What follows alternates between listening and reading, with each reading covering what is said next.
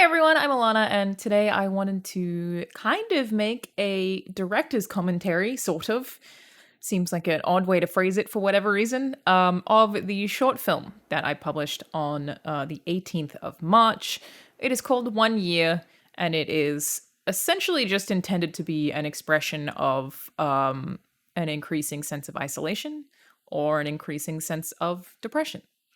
First up, it is a short film. I got a lot of comments and people being like, wow, I wouldn't be this miserable if this was my apartment. Like stuff like that, where I kept having to be like, hey, this is scripted and acted. This is a short film. This is not my apartment. My apartment is much smaller and covered in video game memorabilia. No, I actually very intentionally picked an apartment that had a balcony that had glass for specific shots that I wanted, and also that was like quite white. I wanted a sort of clinical look to it. So yeah, that was location scouted, was very specific with the place that we shot it. But yes, it is fully scripted. I wrote it last year. It did originally have more dialogue and it did have some character development, and I ended up basically getting rid of all of that in favor of trying to challenge myself more, because I have written 3 short films that I intend to make this year. The others are all narrative focused. This one, again, I wanted to just kind of make an expression of a feeling. It is a visual representation of one feeling that a lot of people felt last year, I imagine. I was alone in a studio apartment for 6 months, and I feel like I did express something that I felt some of the time, not all of the time. Obviously, I had happy moments in my 2020 as well, but some things worth noting that are directly related to that I, again, created challenges and was really specific about. It is exactly 3 minutes and 11 seconds because that is the date, being 3/11, that we were declared as to be in a pandemic in the United States. And then it was published on the 18th of March because that is 1 year of lockdown. I also was very specific about the length of shots. They're all intentionally quite short. And obviously, this first shot, we can see I committed what is considered kind of a short film cliche. You're not allowed to start a short film on someone waking up to an alarm clock, which naturally is what happens here. I think this is a 5-second shot. Maybe I made it a little bit longer. But I made, oh, beautiful face there. I maintained that in this film, I guess I made it 10 seconds. Most things were divisible by 5, though. I was pretty specific about my cuts. In this case, I felt like it was needed. I know it's a cliche, you're not supposed to do it, but because the entire point of this, from my perspective, is to show one day that spans 1 year and also 1 month. There are supposed to be 30 shots. I think I ended up having to remove a couple because they threw the lighting off. So I think it might be 28, which it's February, whatever. But that was the idea, is it is a month, a day, and a year all at once. And I was like, this is how I start my day, so I'm committing to making this. And this is the first time that you see my attempts to, most of the time, there are some exceptions where I felt it was needed, have the transitions be related to movement. And a big part of that is that it generally makes people feel uncomfortable or anxious. So this is movement upwards, which moves to movement sideways. That shot, actually, that specific shot took probably more takes than anything else we shot. I kept, Sean, who's the cinematographer, set up the camera, and then I would watch it back and be like, no, it's too happy, or like the movement was wrong. Sometimes it was too slow, or it was too miserable, because the start of the film is intentionally pretty bright. This one we redid more times than any other movement in the entire thing, which you probably wouldn't guess by looking at it. And I think it's also one that ended up being a little bit shorter because the optimism of how long I was staring at the window in the first shot of this was just off. But that's movement that goes into that movement, both headed in the left direction. This shot right here was actually originally way later. It was moved to the start, again, because of the lighting. It is such an important thing for me in this that everything progressively got darker. So this was originally supposed to be like the kind of midday of a later scene where you'd be like getting your food out of the fridge. I think you can see like a trash bag here that should not be here at this point in the progression, because the idea was that early in the film it'd be very clean. But I moved it because the lighting. It was also the hardest shot for me to color grade. I've not done color grading quite to this capacity before, and because of the light in the fridge, it was a real pain to get it to look the right kind of blue hue.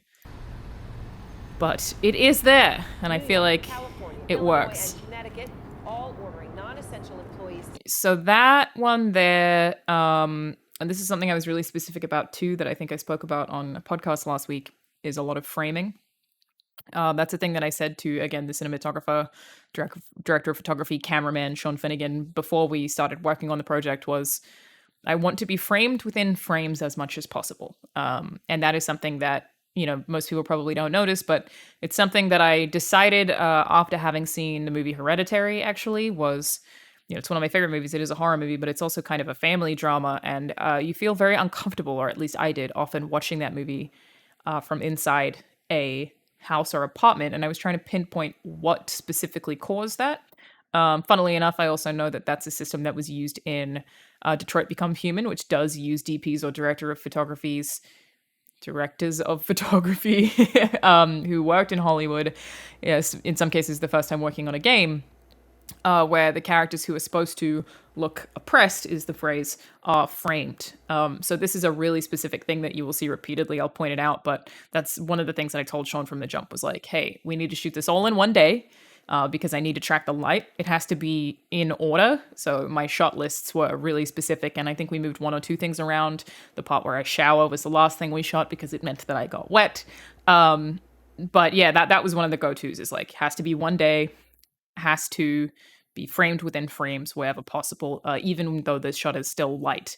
The news clip here is obviously the beginning of COVID.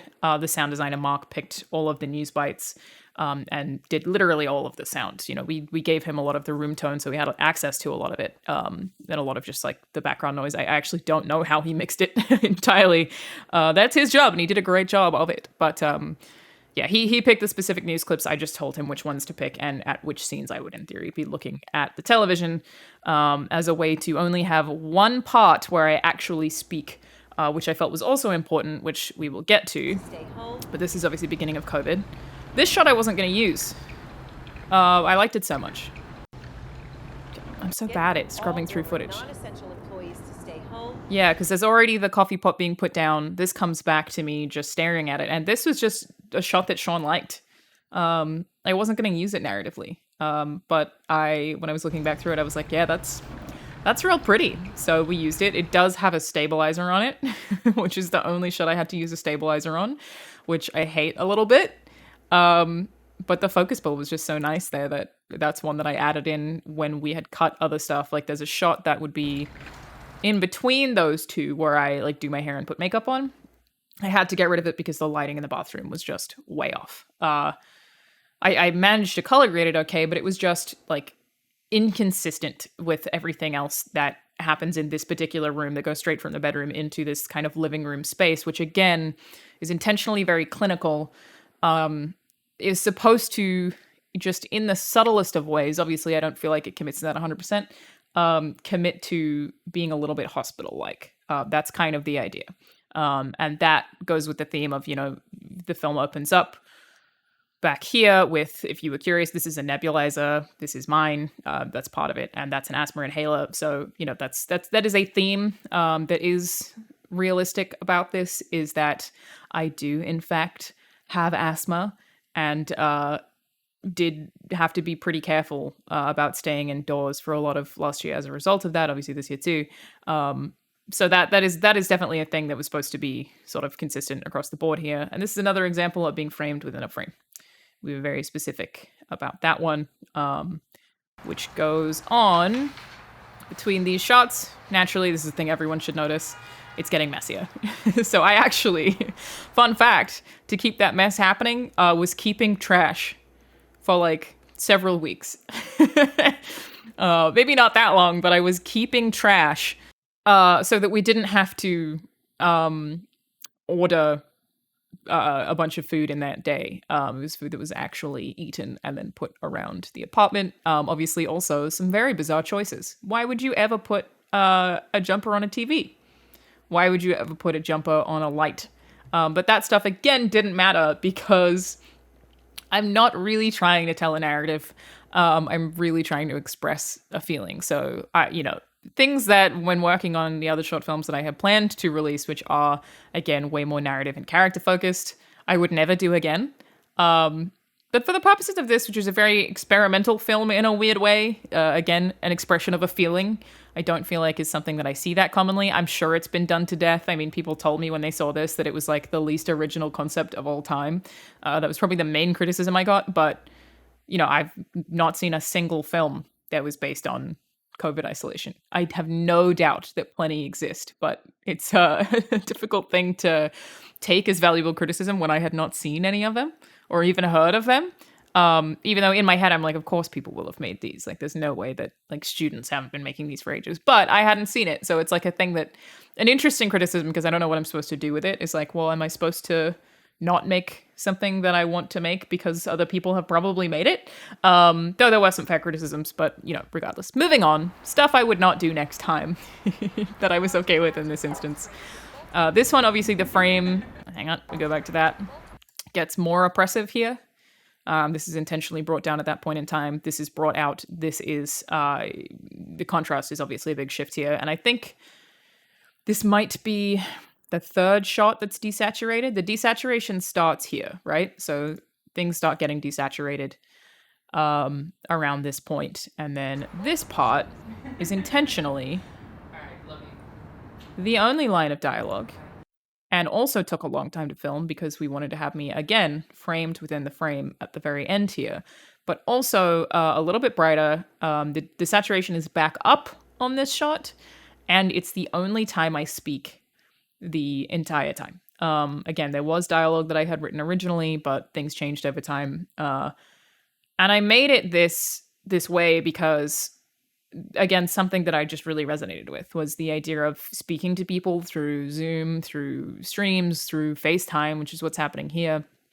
Were the times where I felt the most happy, probably, and I say that even as someone who is really antisocial and insular anyway. So this was a really specific choice, the intent there being that I'm speaking to family, that I am standing up, moving, even if the camera is still, and yeah, saturation is back up for this shot before starting to dip a little more aggressively again.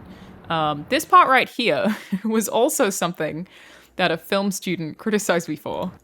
They said, this is a huge editing mistake. This is embarrassing because you're looking at the camera. I wasn't looking at the camera. That was a transitional choice. So this is not me. My face doesn't even get that far. Don't look at the camera. That is just another one to have movement. So if I looked to the left and then the stand up is also to the left was the idea again. Because I generally seeing a cut halfway through a movement gives people a little bit of a sense of discomfort, is sort of the point with that. So this one, yeah, I did toy with having a doorbell ring. I think this shot was totally Sean's idea and also very difficult to execute correctly. Very cool having that mirror work, which is a thing that he definitely looks for. I feel like you can see the desaturation getting more intense here.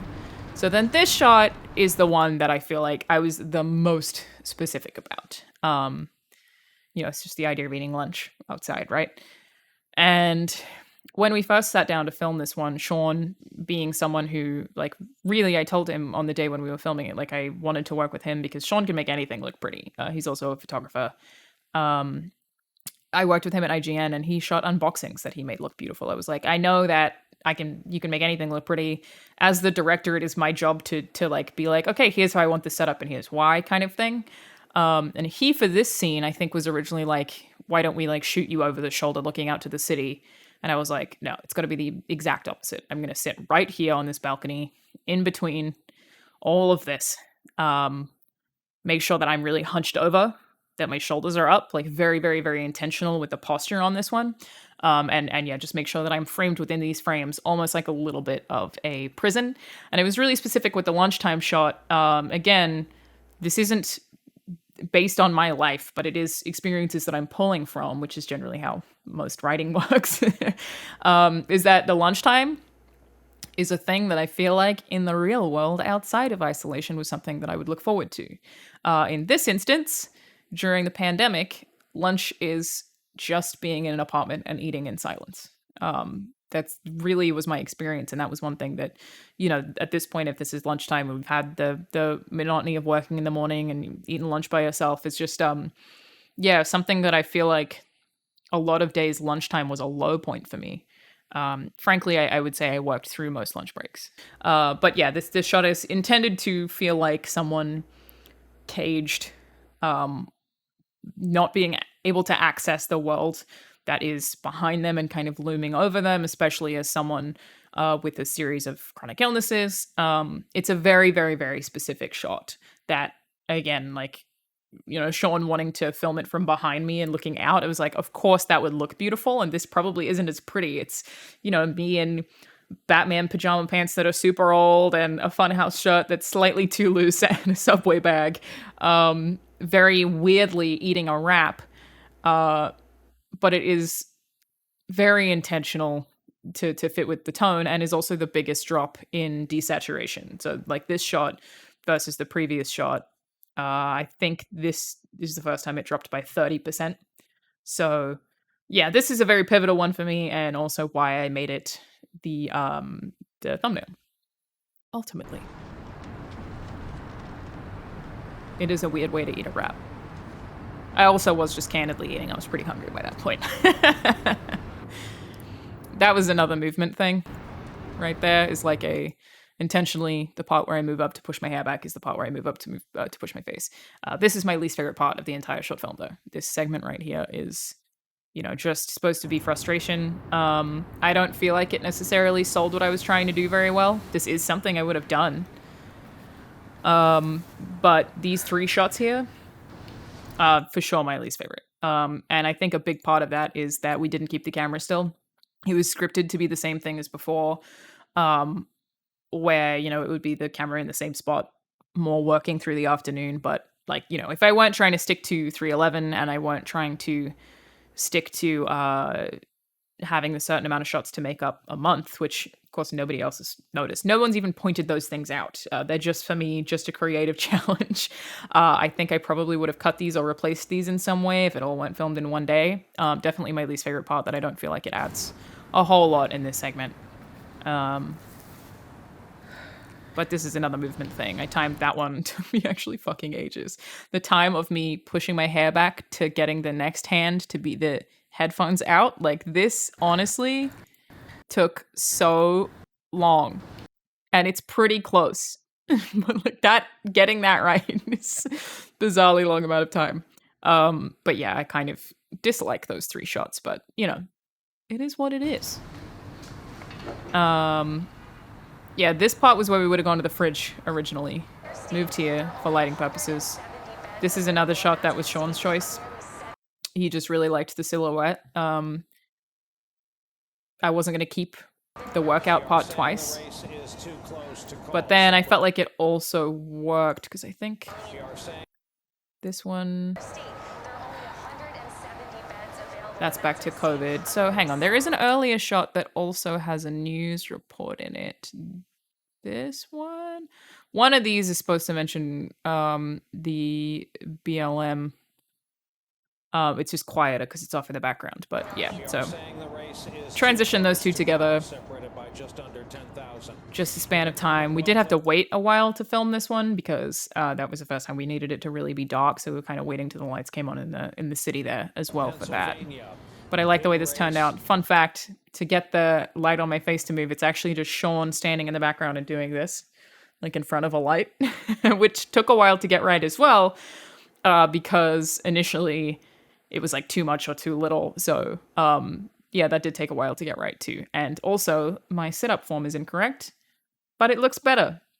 There are a lot of things in film that are completely wrong, but it looks better. Yeah, this is intended to be dinner time. Some people did say nobody eats like that, but I was candidly eating. That was not posed this way specifically. The one thing I really did like about this is the shadow movement on the face. Naturally, this was the last shot of the day, as I said before, because then I would be wet, so I had to navigate around that. I am actually clothed, so I'm showering in clothes. But this was also really hard to figure out how we were going to do that. I was hoping that the shower curtain would be thin enough that you could see my silhouette behind it, and that we would do it that way. We also played with like there being a small gap between the shower and the shower curtain where I would maybe lean or something like that. But this ended up being the thing that was kind of the easiest and made the most sense. So I shower after I work out. Climbing the steps on the western side of the Capitol, they have reached. This is obviously into January. These two were pretty specific to Link as well. We were pretty careful. Did take me a while to cry, I'll be honest about that. That was sort of difficult. And the audio cut there, that was all Mark. When he sent this to me and I didn't know he was going to do it, I like got chills. I just thought that was so good when he did it. And I'm sure this is also probably like a movie cliche type thing. But I wanted to keep the staring in the mirror shot because, again, that is something that I feel like is a very good expression of isolation, is the intent. Is just the only time you really ever see two people in one shot. It's the same one person outside of the one where I grab the mask, which is similarly themed as being the idea that I would be going outside. But really it's just a door or whatever. But yeah, but I like the way that this is shot too. That was Sean's decision. I would have had it just stay on the camera, but he chose to pan it. And that was totally his call. That one as well was Mark, not me. Obviously, asthma inhaler in this part was me, but that choice to cut audio there, all Mark. These last few shots were the first ones that I wrote and were extremely specific. That it was, it's very much in bed, further out, black. Which I guess we can just play through.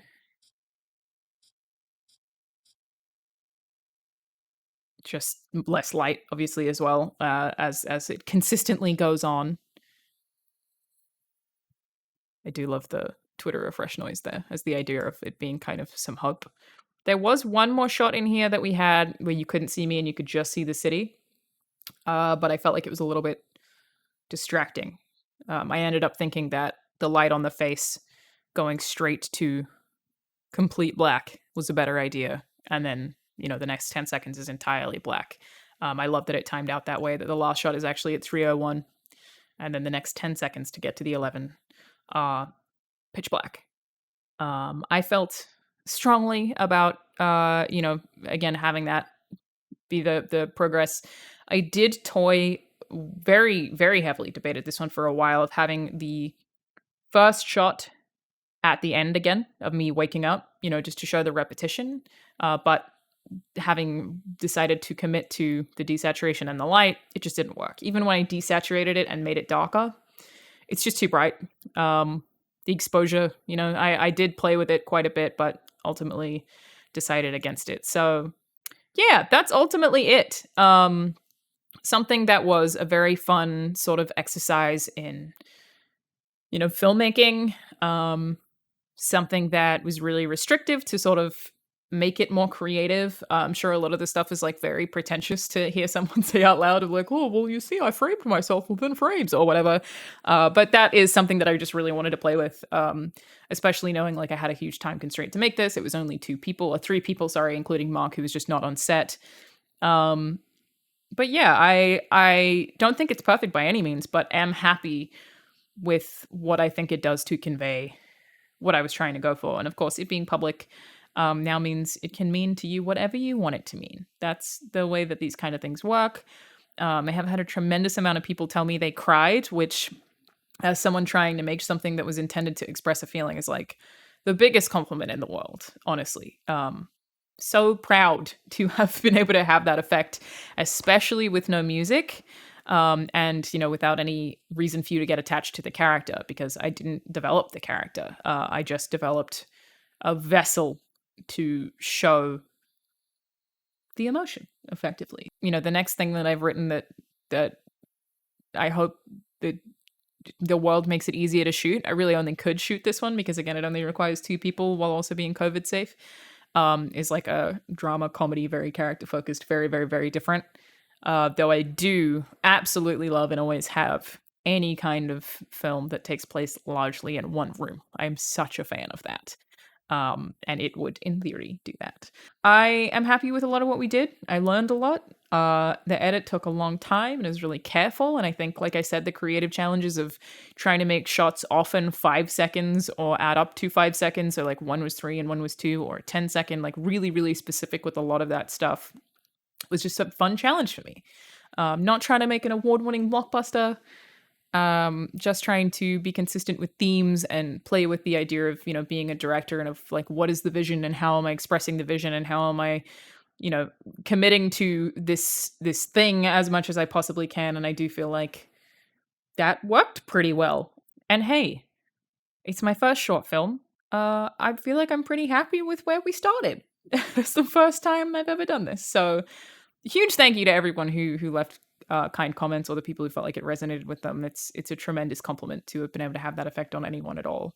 Thank you for sharing. And yeah, hopefully I can make another 2 this year, time permitting. I look forward to it. It's a fun new creative endeavor, and I think I'll hopefully be able to make bigger stuff in the long run. And I don't know where this is going to take me, but I expect it'll be kind of a consistent hobby where it's like, when things can be a little bit bigger, maybe one a year type thing. But yeah, that's pretty much it. Thank you all for watching. I hope this was at all interesting and not just self-indulgent, even if I had a fun time talking about it, because it was a very fun creative expression. And that is it for me today, everyone. I will see you guys next time. Bye!